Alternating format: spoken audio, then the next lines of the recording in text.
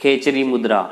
खेचरी मुद्रा जो कि सभी मुद्राओं में सरताज है। इस खेचरी की सिद्धि होने पर योग विषयक सभी सिद्धियां हो जाती हैं और योग के सभी कार्य सहज में ही हो जाते हैं। इसका धैर्य पूर्वक साधन करें।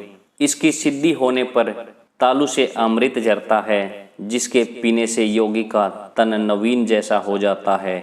इसलिए इस जरा अवस्था का अपहरण करने वाली अजर खेचरी मुद्रा को अवश्य ही धारण करना चाहिए। उसको इस विधि से साधिए कि उस्त्रा आदि तीक्ष्ण या शस्त्र ले और उससे जीभ के नीचे को जो एक तंतु सा दिखाई देता है उसका छेदन करे। पहले दिन जो छेदन हुआ है, घाव हुआ है, उसमें सेंधा नमक और हरड़ का चूर्ण भर के छोड़ दें। उस जगह फिर चौथे दिन छेदन करें और उक्त चूर्ण लगाकर छोड़ दें।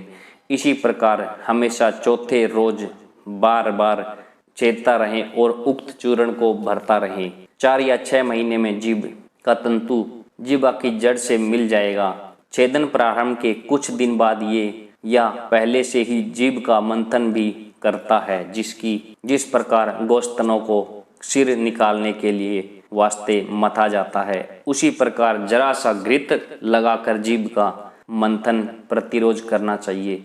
6 महीने के लगभग काल में जब जीभ लंबी होकर नासाग्र को छूने लगे तब उसे उलटकर तालु छिद्र में लगावें, लेकिन तालु छिद्र को उंगली से साफ करता हुआ रोजाना आगे की तरफ खींचता रहे, जिससे जीभाग्र सहज लग जाए।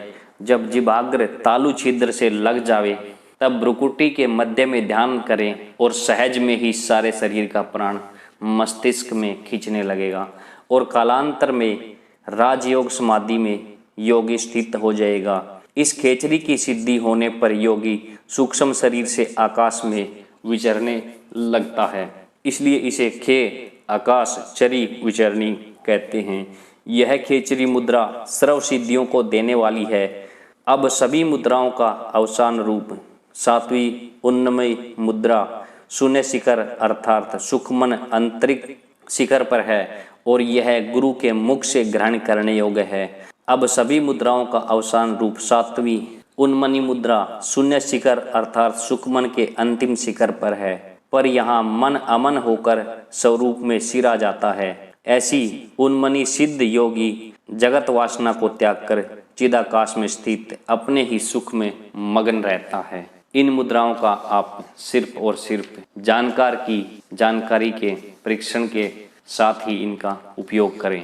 यह सिर्फ आपकी नॉलेज बढ़ाने के लिए आप इसको पढ़ सकते हैं कि ये मुद्राएं क्या होती हैं। इनका प्रयोग आप अपनी सिद्ध योगी या गुरु के सानिध्य में ही करें।